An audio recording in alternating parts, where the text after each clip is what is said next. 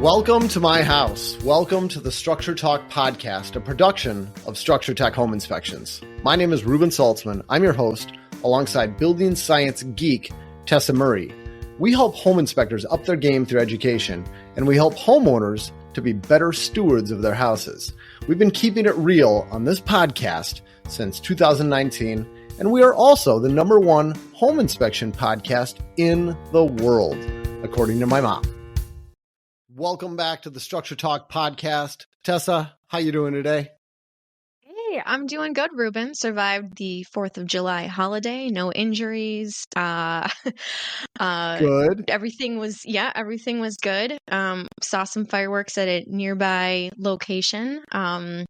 Actually a casino nearby that shoots off fireworks every year that has a really big display. It was my first time going, and there were tens of thousands of people there.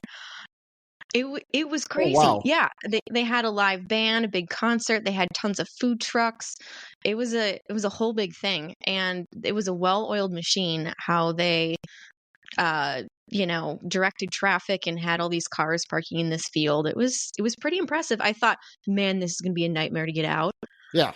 But luckily, since we showed up kind of late, we parked in the back of this field. And as soon as the fireworks were over, we hopped in the car because we just watched them from the field. Yeah. And I cut through the field, and we were out of there in like 2 minutes. Oh, nice work. And was this in Red Wing? This was, outside of Red Wing, Treasure Island. Okay. Resort and Casino. Sure. Yep. Okay. Yep. So it was an impressive show. Yeah. How about you? It sounds like a lot of fun. Yeah, how was your 4th of July weekend? Hung out at the parents' cabin, had tons of family up there, and we did all of the cabin stuff. Lots of time on the lake. The kids were tubing. A bunch of people got up on the wakeboard, did a bunch of that, dirt bike riding, ATVs. We played a bunch of volleyball because my daughter's doing that now. So nice. We had a good that volleyball game fun. going. Yeah, it was fun. Yep. Spent a few days. How are the mosquitoes? During the day they really weren't bad until you got in the shade, and then it was smart to spray up. They were pretty ruthless at night. I was gonna say, yeah, they've been really bad this season, and they've been relentless here in Red Wing. Yeah, all the rain we've had, it's just all been terrible. Yeah, I saw a picture today. Someone posted a Valley Fair for anybody not around here. That's our local amusement park. I think it's owned by Six Flags now, or the Six Flags conglomerate. And they showed a huge section of it underwater. Yeah, I couldn't believe I saw it. That too. I know, yeah. Pretty wild. I think the park is still open, though, isn't it? There's a couple rides that are underwater, but it's gotta the rest be. Of the park is still functional. Yeah, I don't know. Yep. Pretty wild. Yeah, pretty wild. My daughter got a season pass there this year, and we have not gone once yet. So it was on my mind, and I was just looking it up. Is how I found out about this. It's like we got to start going there. This is not going to be a good deal. Oh my gosh. Yeah. That's how it always works. You buy the season pass and then you go. Then you don't go. Yeah.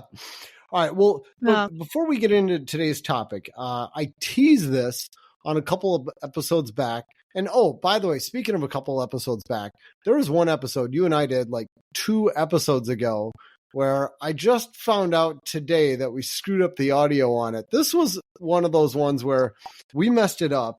Like Tessa's audio, for some reason, it didn't record for the first 10 minutes of the show. So we had to basically re-record the show. And then as it turned out, it didn't record for the very end of the show. So if you listen to that one about dishwashers and double traps and all that, and the audio was all screwed up at the end, sorry. That's what we get for not re-listening to our entire podcast before we air them. We didn't know. Sorry, everyone. Maybe we should have some sort of quality control process in place, Reuben. We're only 6 seasons in, Tess. Let's not rush things. We appreciate our listeners. Thank you for letting us know. Yes. And, considering the amount of podcasts we do and how infrequently we come across that, it doesn't happen no too big often. Deal. Yeah. But okay, something I had teased a while ago, and was that we are now partners with IEB. IEB, Inspector Empire Builder, is the official sponsor of our podcast. And we've been Structure Tech. I joined IEB back in 2019. It's a group kind of. I don't even know how to describe it. You talk to people who run IEB, they don't know how to describe it. My way would be it's a group that is designed to help home inspection companies do better, whether it's a one-person shop or a multi-inspector organization, whatever it is. It's to help with systems and processes and be a more efficiently running organization.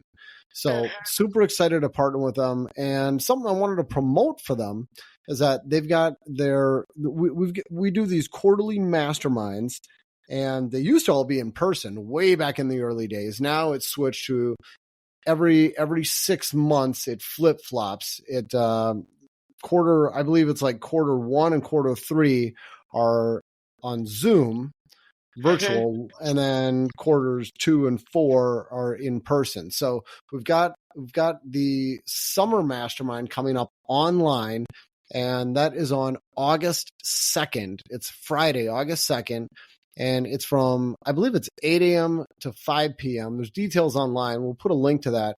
But it's always just a fantastic lineup, tons of fantastic information.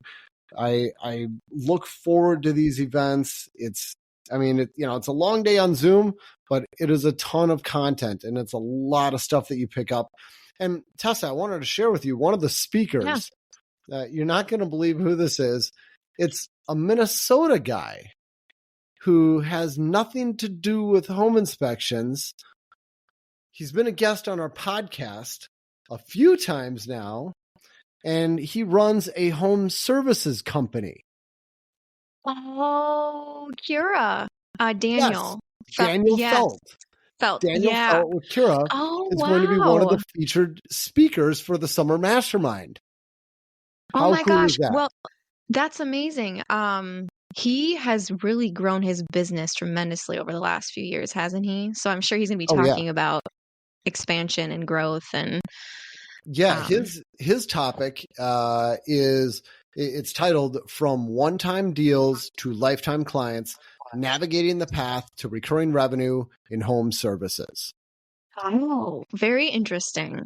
Yeah, cool. Yeah, so I'm really looking forward to him presenting. I'll be a big cheerleader for him on that. And it's not to take away from any of the other speakers, but this is just such a small world local connection. Like, wait, Daniel's on the IEB thing? Holy cow. Oh, I thought you were probably the one that connected him to IEB and recommended him as a speaker. No? I had nothing to do with it. Oh my gosh. Yeah. Wow. That's wild. Well, good for him. Yes, it is. Yeah. So, small world type of thing. So yeah, excited for that. If you're at all interested, you go to iebcoaching.com. You can go to events and you can find all the details, and we will put a link to that in our show notes. Very nice. Wow. Okay. So, Reuben, what is the topic of the day today? All right. Today, kind of following along with the blog, this one is going to be on repairing ungrounded three-prong outlets.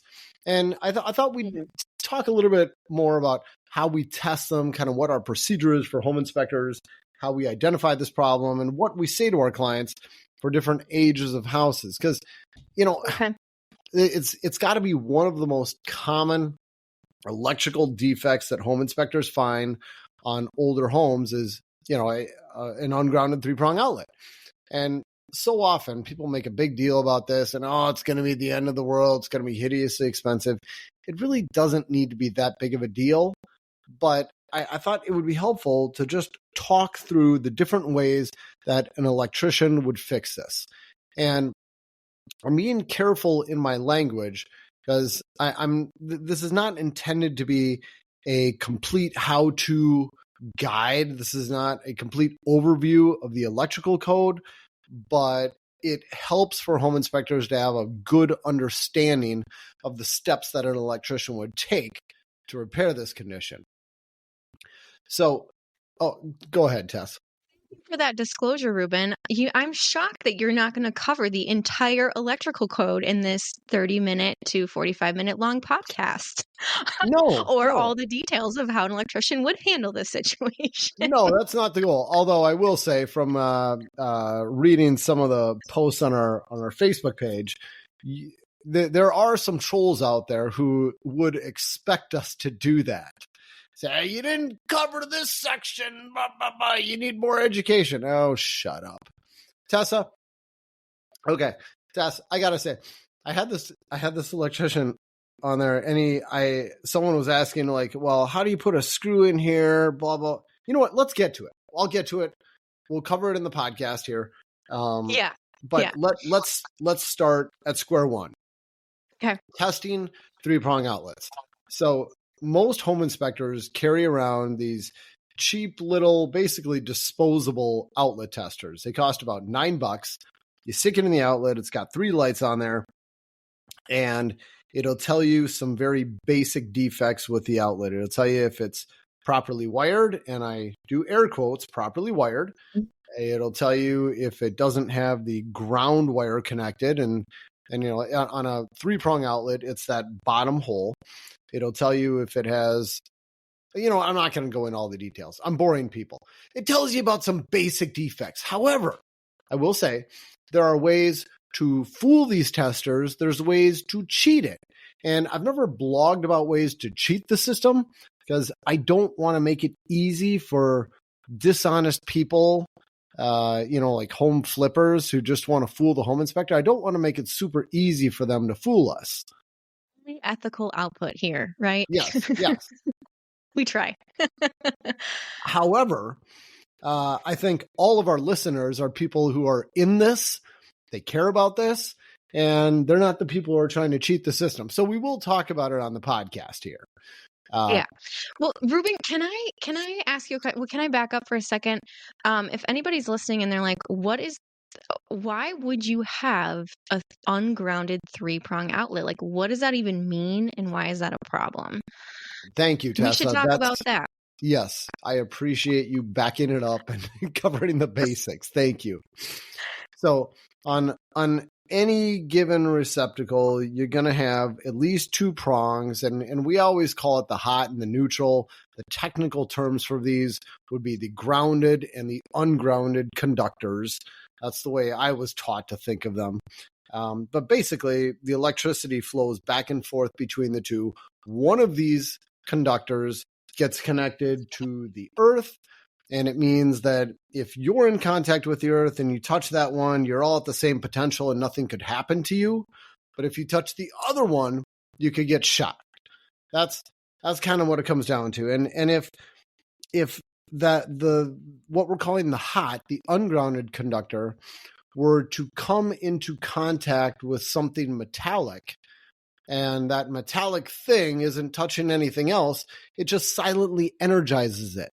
And think about dangerous. It's dangerous. Yeah. I mean, think about using maybe an old hand drill with a metallic case on it, and then the wire going to your drill shorts out with the case of the drill. Now you have silently energized it. So if you pick up that drill and you're in contact with the earth, you complete the circuit and you get a nasty shock just by touching the metal. Now, to prevent that, whenever you got stuff with a metallic frame, and I'm oversimplifying it, but there's a lot of different electronic stuff where it's not simply a 2-prong plug like a desk lamp. You have a 3-prong plug where that 3rd prong is grounding the equipment, and it means that it provides a very good path back to the earth. So if something did short out with the housing of your equipment, it's going to provide such a good path back to the circuit that it actually trips your circuit breaker. Essentially it's going to keep you from getting electrocuted. And so let me clarify. When you say back to the earth, that electricity is actually going back to the main panel, tripping the circuit breaker, and then going to the earth through the grounding system. Yeah, I'd have to really think that one through. I think at this point, it's not even going to go back to the earth. It's just going to go back to the panel. Yeah. Okay. but bottom line is, under normal circumstances, for most equipment, they're not going to do anything with that ground. It's just kind of there. The way I describe it as, it's like an emergency lane on a highway. Normally there's nothing going to it, but if you do need it, it's very important to have it. So anything you plug in is still going to work, whether it's grounded or not. It just might not be as safe. Right. That's what it comes down to. And the reason that we might see three-prong outlets that are actually not grounded, where, you know, they would fool you if you look at it because you'd assume it's grounded. It looks like it's a three-prong outlet, shouldn't it be? But it's not. We see that all the time, and it's typically not a wiring issue for like a newer home. It's because it's an older house that had older wiring that didn't have a ground wire, and someone has at some point updated that outlet and they've put in a grounded outlet, but they didn't actually make sure that there was a grounded pathway back to the main panel when they did that, correct? Yes. Okay. Yes, you got it. Like you had knob and tube wiring. That's a 2-wire system. And there is no pathway back to the panel. Well, maybe not. Maybe there is, maybe there isn't. But we're going to assume that there isn't. Or if there is, they didn't use it. And they just connected the hot and the neutral, and then they plugged in their device and they said, oh, it still works. Good. Who needs that extra prong, right? Yeah. Yeah. And I don't know about other regions in the country, but I know here in the kind of the Twin Cities area, I mean, you can be in a house that was built in the 60s and it can have a lot of two-prong outlets. Yeah. And if it's been remodeled, you know, it's important to make sure that those three-prong outlets are actually grounded. But up until, I don't know, would you say there's a cutoff date, Reuben, of when, you know, most houses had, I guess, Romex installed or, you know, had grounded outlets? I'm putting you on the spot here. I don't expect you to know the answer off the top of your head, but you probably do. Well, the NEC changed in 1962. Okay. They said that basically you need to have a grounding path to all of the receptacles.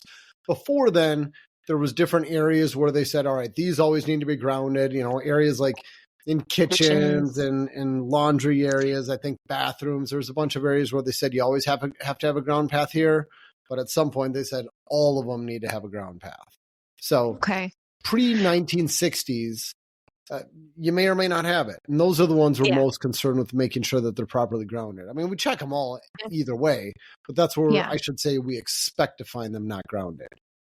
Yeah. And let me just say, not every inspector out there is going to be checking every single outlet. No, the home inspection standards of practice say that you need to check a representative number of outlets. And by the way, we're using the terms outlet and receptacle interchangeably. The technical name for this is receptacle. But when we say outlet, we're referring to a receptacle for the purposes of this post. But home inspection standards of practice say you need to check one in every room. That's a representative number. And I can tell you, there are a lot of home inspectors where that's exactly what they do. They check one. Not us. Could miss a lot of things, potentially. Yeah. We're checking everyone that we can possibly get to. That is our standard company operating procedure. But, Okay, so getting back on track, what do you do when you do find these outlets that look like they should be grounded? They're three-pronged, but they're not. Are there different ways to fix them? There's a few different ways. Now, the best way, and the way that the electrical code requires you to do it, they say that if there is a ground path, you need to use it. And it might mean you've got metal conduit, like flexible conduit or rigid metallic conduit. If you've got a metal pathway going all the way back to the panel, then all you need to do is ground your receptacle to the metal box, assuming that the metal box has a continuous metal pathway. And to do that, it's a matter of simply running a wire from your receptacle to the box itself, and basically you're done. And you would need to have an electrician verify that. They would verify that there is a continuous metal pathway. And you know what, Tessa? That's where I'll bring this up. I had talked about that, and I showed some pictures of it, and I think I had a video on my YouTube channel showing how you would take a screw and put it into the hole and run a ground wire to it. And I had somebody on the Facebook page say, "Well, what if I can't get at the back side of this hole, and the hole isn't threaded? How do I get one of these screws in there? To put a nut on the backside?" And I said, use a self-tapping screw. And it's these green ground screws, and they got a little cut on the threads, and they're slightly tapered so that when you start turning it in, it'll actually thread itself in there. It'll cut threads. Great tip. Yeah. And very detailed. I'm impressed that you're responding to these very specific questions. How do you have time to do this, Reuben? You know what? I'll admit I don't respond to all of them, but it was like, all right, this is easy. I've worked at a hardware store for 1 million years, and we know about little tips and tricks, screws and all that. And I had this electrician come on. He said, "That's not self-tapping. That's a self-threading screw." And I'm just like, what are you doing? Are you kidding me? I've never even heard the term self-threading. The term is self-tapping. And perhaps he was confusing this with a self-drilling screw, because it's not a self-drilling screw. It's not going to drill a hole in the metal. It's flat. It's blunt tipped. But I didn't engage. I think probably wise. Someone who takes the time to correct a detail like that on a post like that has too much time on their hands. I think so. All right. That's as much as I'm going to say about that. But that's okay. Total tangent. But the point is, if you have a continuous metal path, you need to do it. You need to use it. One way that you can kind of sort of figure out if you have a continuous path is you take one of those simple 2-lead testers. It's like you take one lead, you stick it in the hot slot, you take another, you stick it in the neutral, and it lights up your tester. If you have a continuous path, you can probably stick one slot or stick one lead into the hot slot on your outlet, and you just touch the metal box. And if it lights up, you got some type of path to ground. Now, can you do that by sticking one lead of that 2-lead tester into the hot and then touching the other lead to the actual screw in the front of the outlet cover? So you don't have to take the whole cover off and touch the metal box. Can you, as a home inspector, can you do it quickly without removing the cover? I think you would need to remove the cover plate to be sure. Okay. Because those screws are not reliable. The screws might be painted and might not give you a good reading surface. So okay. I would at least take the cover off. Yeah. So the best way of doing it is actually taking the cover off and having one lead of the tester touching that metal box. That's how I do it for sure. Okay. And I will say, though, you can get false positives doing it that way. I mean, if you've got a box that's installed in a concrete block wall, that will fool your tester, and it'll tell you that you have a continuous metal path, because concrete is a great conductor, but it's not a continuous metal path. So it's iffy to do this, and you shouldn't. A home inspector shouldn't do that test and tell people, "Yeah, you do have a continuous path." But if you do that test and it doesn't light up, you can be pretty sure that you don't have a continuous path. Okay. Yeah. If it lights up, you can say you might have a path. Yeah, it's not definitive if it lights up. It's just a guess. Exactly. Okay. So that's one way to fix it. But the electrical code does give you a few different other options. One of them, they will allow you to go back to a 2-prong outlet, which I think is stupid. I know, right? You can install a 2-prong outlet, and then of course, what's somebody going to do as soon as they need a 3-prong plug? Get an adapter. You get an adapter, one of those 79-cent adapters, and then you think that you are doing something safe, but the only way those adapters can be safely used is if you ground the adapter. And you would do that by removing the cover plate screw, the screw that you're talking about, and then you would put a new screw in there that connects to a two-prong, or that connects to your two-prong plug, and your two-prong plug is grounded. Yeah, you got to wrap your head around that. It's not a grounding outlet, but it's grounded. Okay. How many two-prong outlets are actually grounded, though? None of them. Okay. All right. That's what I thought. Yeah. I mean, it could happen. So that's never going to happen. You're never going to really be able to screw an adapter into a two-prong outlet and have it be grounded. No. So I think it's a horrible option. And not only that, but I do got to say there's all these little exceptions in the electrical code. They say that you can do this. However, you need to check out section 250.114 of the code.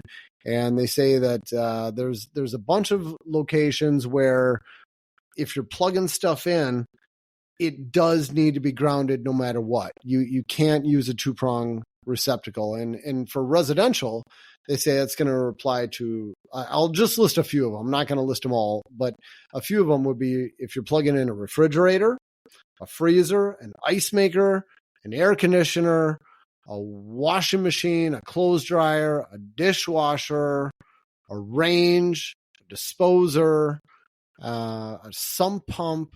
If you're plugging in any of this stuff, it needs to be going into a properly grounded three-prong outlet. Mm-hmm. You can't go back to a two-prong outlet in any of these locations. So there's always exceptions. And then there's a bunch more that are just really out there that we never see during home inspections. Okay. So, okay. Got to read the code. So is there a third option then? Besides, trying to ground it, if you've got metal conduit that connects all the way back to the main panel, ground path, that's a pretty easy one. But if it's a two-prong outlet and you don't want to just go back to a two-prong outlet, what's the other option? The last one is to make it GFCI protected. And GFCI, it stands for ground fault circuit interrupter. It's those outlets you've been seeing in bathrooms and kitchens and all that for about 50 years now is how long they've been out. And they've got two little buttons. There's a test button and a reset button. And their job is to keep you from getting electrocuted. That's it. That's what they do. So we like that. Yeah, we like that. They will sense when the current going back and forth is not exactly equal. And if there's a difference between those two, they say, okay, there's a leak. Somebody's getting electricity going somewhere it shouldn't, and it shuts the current off. Those things do not need to be grounded to operate properly. So they let you use those in locations where you don't have a three-prong outlet with the, of course, with the exceptions that I listed above. And you need to put a little sticker on the outlet that says no equipment ground. It's this little blue sticker. It comes in the package of every GFCI outlet you buy. And you put that little sticker on the outlet and it says no equipment ground. And now it lets people know that it's not grounded. How's that sound? I can believe it, but I think I've seen that maybe 2 houses out of 1,000. Yeah. It never gets done. Yeah. Nobody puts those on. What about a house that maybe doesn't have metal conduit for the electrical wiring in the house? Like, let's say they don't have, maybe they've got just cloth 2 wire or knob and tube going to these outlets. Even if you try and ground the receptacle to the metal box, you won't have a metal pathway back to the main panel without that conduit. And if you don't want to go back to a 2-prong outlet, or you don't want to install a GFCI, you actually want a grounded outlet. Is the solution to actually run new wiring? Yeah. You'd have to have an electrician run a ground path all the way back to the panel. Correct. Now, would they run just a ground path or put in like new wiring, like Romex? I would think that they would put in Romex. I mean, you could run an individual ground wire back to the panel, but I don't know how you would safely do that and have it protected for the whole path. I don't even want to get into describing how that would be done. I don't know. I'm just thinking of like a house with knob and tube. There's no metal conduit, and you're not going to run this copper wire all the way back to the panel along the old knob and tube. So you're probably in that situation if you want a properly grounded 3-prong outlet, you're just running new wire. I would assume so. I mean, if you're going to go to all the work of running something back to the panel, why would you leave the original knob and tube wiring that insurance companies already hate? I mean, I'm sure you'd just rewire it. Although I will say I've been in houses where they kind of have what I almost like to call bootleg ground. It was legal at some point to run a ground wire, just be an individual wire to a nearby steel water pipe, and it would provide a ground path. For some time, that was legal. You can't do it that way anymore, though, because now we got all these plastic pipes, and who knows what a plumber's going to do. Yeah. And as the old steel ages out, people are replacing it, then you lose your ground path. Yep. Very unreliable. So it seems like this, if you want to update a 2-prong outlet, or you've got an ungrounded 3-prong outlet, best case scenario, you've got wiring that runs through metal conduit, you've got a metal box, and you've got a continuous path all the way back to the panel. Worst case scenario, you maybe have cloth wiring, you don't have a continuous path back to the panel, and you might have to install new wiring. Yeah, that's the worst case. The more likely case is that you're going to add GFCI protection. And I didn't cover it, but a couple ways to do it. One would be to install the GFCI receptacle right at the outlet. Another would be to install a GFCI receptacle upstream of the outlet. It could be, you could have one GFCI protecting a whole string of outlets downstream from it. You could install a GFCI outlet right by the main panel. You could even replace the circuit breaker, assuming it's a more modern box. You could replace the circuit breaker with a GFCI circuit breaker. So a bunch of ways to add GFCI protection. Yeah. I kind of wonder if you are trying to install GFCI breakers on a lot of circuits and at what point does it just make sense to just upgrade the whole panel so you can have arc fault and GFCI protection for everything you should? I think it's a great fix. And, to make it even more complicated, Tess, at the very end of my blog post on this topic, I say, and now to make it more complicated, as of January 1st, 2014, basically, if you're doing electrical work in the house, if you're replacing an outlet, replacing wiring, whatever, if it's in a location that requires AFCI protection, that's arc fault protection, which is designed to prevent fires. If you're working in an area that needs that protection, you need to add that protection when you do the work. So you don't need to install AFCI breakers when you're just replacing a panel. But if you're doing work on the wiring downstream from that panel, any of the work that you're touching needs that newer protection. So if you're replacing an outlet, technically you need to add that AFCI protection. And if you've got an older panel, like a fuse panel or an obsolete panel where they don't make AFCI breakers for that, how are you going to do it? Now it's really time to think about replacing that whole panel, for sure. You can see how this could get really expensive if you have an electrician come out and you've got, let's just say, like 3 bedrooms that you want to upgrade a 2-prong outlet to a 3-prong outlet. And now all of a sudden you've got the permit cost, you've got the labor costs, and then, potentially costs of all these new arc fault breakers too. It just adds up quickly. But I will say that we're talking about the letter of the code, and I think there's a lot of electricians out there who don't take it that seriously. I mean, we already know, we've talked about this on our podcast. We had Mike Twitty on, and he was talking about how so many electricians will just remove AFCI breakers that continually trip, and they'll put in regular breakers. And he's kind of shrugging, going, what are you supposed to do? I mean, people need to live in their houses. Right. So, wow.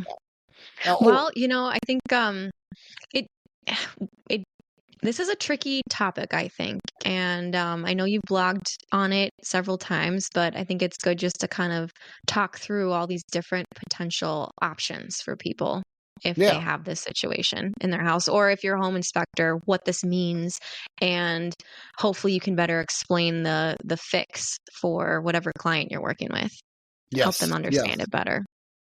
And you know what? The one other thing I wanted to cover was how somebody might trick those cheap little testers that we talked about at the beginning.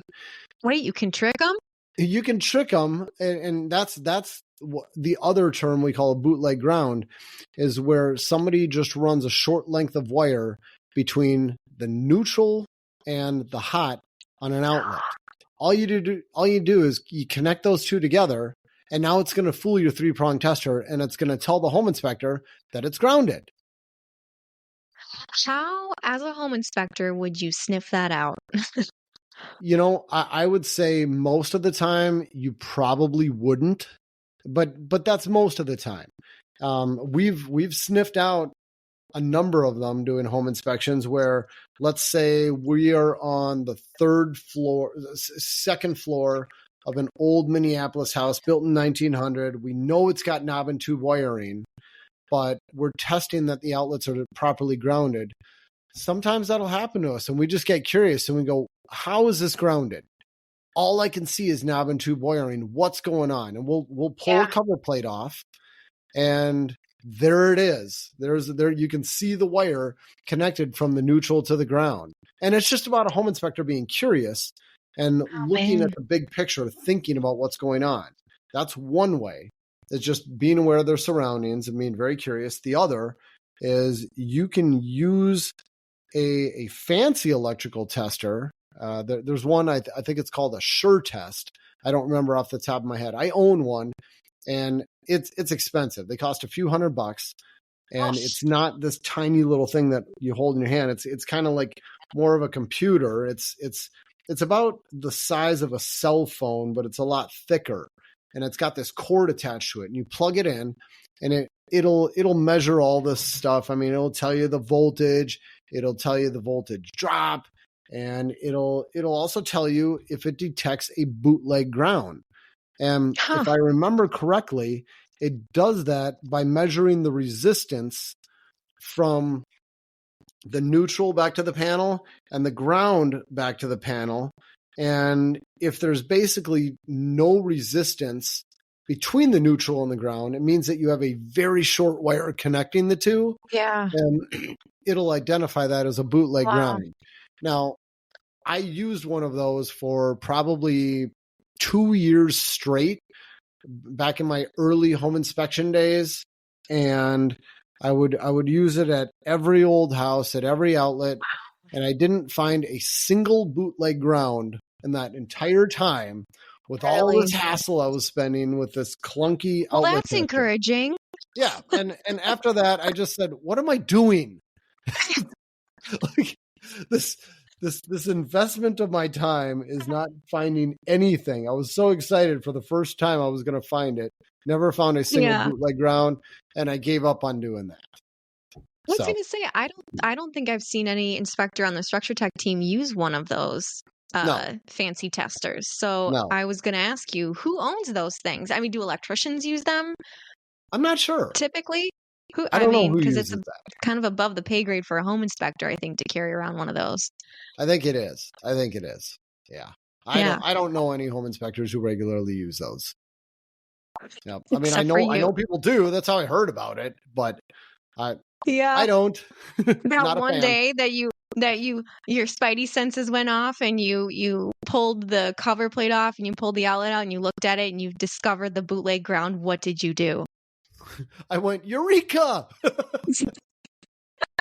Although I didn't share it. It's like we don't share those photos on social media because I don't want to teach unscrupulous people how to fool the testers. So it's just something that we basically don't talk about.